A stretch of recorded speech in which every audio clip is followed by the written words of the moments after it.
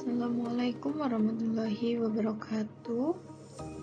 Kami dari kelompok 1 akan menjelaskan tentang pemeriksaan kas dan bank dengan anggota yang pertama saya sendiri, Rizky Lestari Udandriani, NIM 053, yang kedua Alan Syafira Zalzabila, NIM 060, yang ketiga Adini Lailia Wahyuning Tias, NIM 082, dan yang terakhir Diana Mufidan, NIM 083. Apa itu kas? Menurut Sukrisno Agus, kas adalah alat pembayaran yang siap dan bebas dipergunakan untuk membiayai kegiatan umum perusahaan. Sedangkan bank adalah sisa rekening giro perusahaan yang dapat dipergunakan secara bebas untuk membiayai kegiatan umum perusahaan. Selanjutnya, karakteristik kas. Dalam dunia akuntansi, kas adalah aktiva lancar yang sifatnya sangat likuid karena sering mengalami mutasi. Kas juga mempunyai karakteristik tertentu yang bisa membedakannya dengan aset lain di dalam perusahaan. Berikut ada 3 karakteristik dari kas. Yang pertama, yaitu kas adalah aset perusahaan yang sangat likuid. Yang kedua, kas bisa digunakan sebagai suatu standar pertukaran. Dan yang terakhir, kas juga bisa digunakan sebagai basis perhitungan dan juga pengukuran nilai. Selanjutnya yaitu jenis-jenis kas. Di sini kami menyebutkan 2 jenis kas, yaitu yang pertama kas kecil atau petit kas adalah bentuk uang tunai yang sudah disiapkan oleh pihak perusahaan untuk membayar berbagai bentuk pengeluaran yang nilainya relatif sangat kecil dan juga tidak ekonomis bila pembayarannya dilakukan menggunakan cek. Yang kedua, kas bank adalah bentuk simpanan uang perusahaan yang tersimpan di rekening bank tertentu yang nilainya cenderung besar dan memerlukan keamanan lebih tinggi. Dalam hal ini, kas di bank akan selalu berkaitan dengan rekening koran perusahaan pada bank tersebut. Dan yang termasuk kas dan bank yaitu yang pertama, uang tunai, yang kedua, uang perusahaan yang disimpan di bank, yang ketiga, cek yang diterima atas pembayaran, yang keempat, kasir cek, dan yang kelima, wesel pos. Selanjutnya, yang tidak termasuk kas dan bank. Yang pertama yaitu deposito berjangka, yang kedua, uang yang sudah disediakan untuk tujuan tertentu sehingga penggunaannya akan sangat terikat. Yang ketiga, cek mundur posted check yang tidak bisa dikategorikan dalam kas sebelum jangka waktunya tiba. Dan yang terakhir yaitu perangko. Kemudian, penilaian pengendalian internal kas, yaitu tujuan pengendalian internal kas adalah memberikan jaminan yang wajar bahwasannya aktiva bisa dilindungi dan digunakan untuk bisa mencapai tujuan usaha, memberikan informasi bisnis yang lebih akurat, serta agar karyawan mampu mematuhi seluruh peraturan yang berlaku. Selanjutnya, perlakuan akuntansi kas dan bank. Berdasarkan kebijakan akuntansi nomor 7 akuntansi kas dan setara kas, yang pertama yaitu pengukuran kas dicatat sebesar nilai nominal. Yang kedua, penyajian saldo kas dan setara kas disajikan dalam neraca dan laporan arus kas. Dan yang terakhir, pengungkapan kas dan setara kas dalam CALK. Tujuan pemeriksaan kas dan bank. Yang pertama, untuk memeriksa apakah terdapat internal kontrol yang cukup baik atas kas dan setara kas serta transaksi penerimaan dan pengeluaran kas dan bank.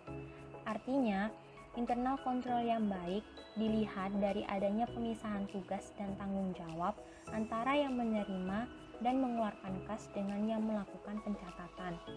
Adanya pemisahan tugas antara pegawai yang membuat rekonsiliasi bank dengan yang mengerjakan buku bank, menyimpan aset-aset di tempat yang aman, penerimaan kas, cek dan giro disetor ke bank dalam jumlah seutuhnya paling lambat keesokan harinya, dan bukti-bukti pendukung dari pengeluaran kas yang sudah dibayar harus distempel lunas untuk menghindari kemungkinan diprosesnya pembayaran 2 kali.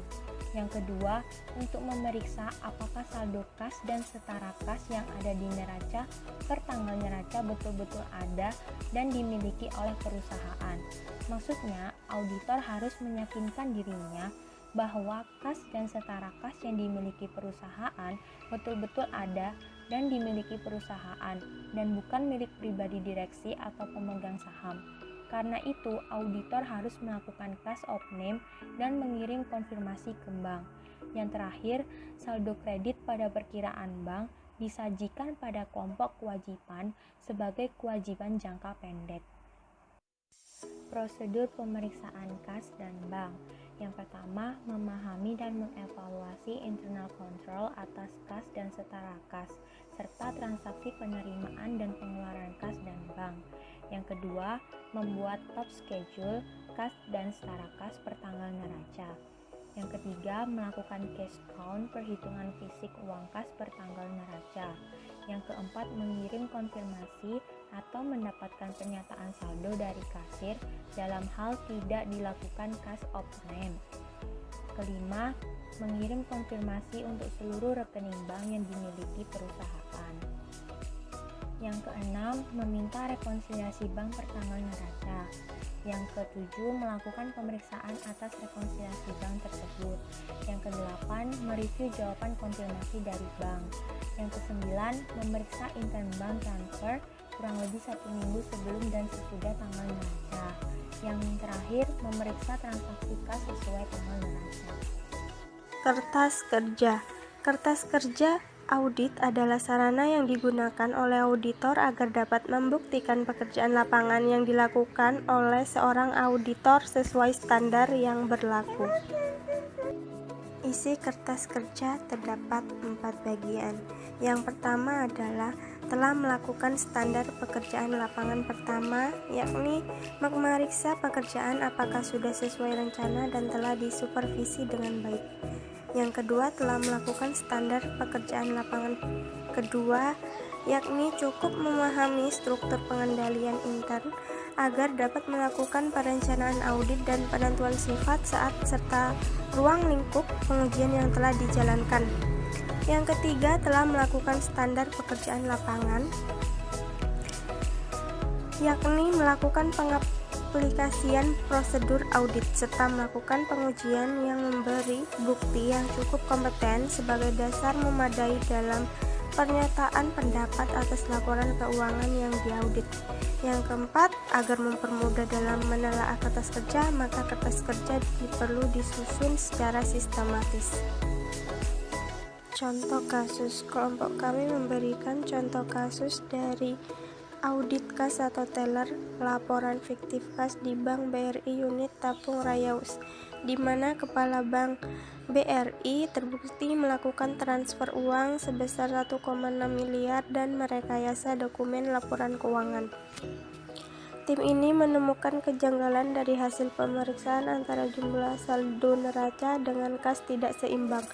Ini merupakan tindak pidana dan tersangka dijerat pasal yang disangkakan, yakni pasal 49 ayat 1 Undang-Undang Nomor 10 Tahun 1988 tentang perubahan atas Undang-Undang Nomor 7 Tahun 1922 tentang perbankan dagang dan ancaman hukuman 10 tahun. Untuk penyelesaian masalahnya, yaitu pertama, perusahaan melakukan pelatihan pendidikan secara periodik kepada karyawan sesuai dengan perkembangan teknologi yang berkembang. Yang kedua, adanya prosedur otoritas yang wajar, seperti harus ada batas transaksi untuk masing-masing teller dan kepala teller. Yang ketiga, ada dokumen dan catatan yang cukup, di mana setiap setoran atau penarikan tunai harus dihitung dan dicocokkan dengan bukti setoran atau penarikan. Setiap bukti setoran atau penarikan harus diberi cap identifikasi teller yang memproses. Yang keempat, ada kontrol fisik atas uang tunai dan catatan, di mana kepala teller harus memeriksa saldo kas apakah sesuai dengan yang dilaporkan oleh teller. Yang kelima ada pemeriksaan yang dilakukan oleh unit yang independen, di mana setiap unit kontrol intern harus memeriksa transaksi-transaksi yang berdasar dari unit kas. Sekian dari kelompok kami, kurang lebih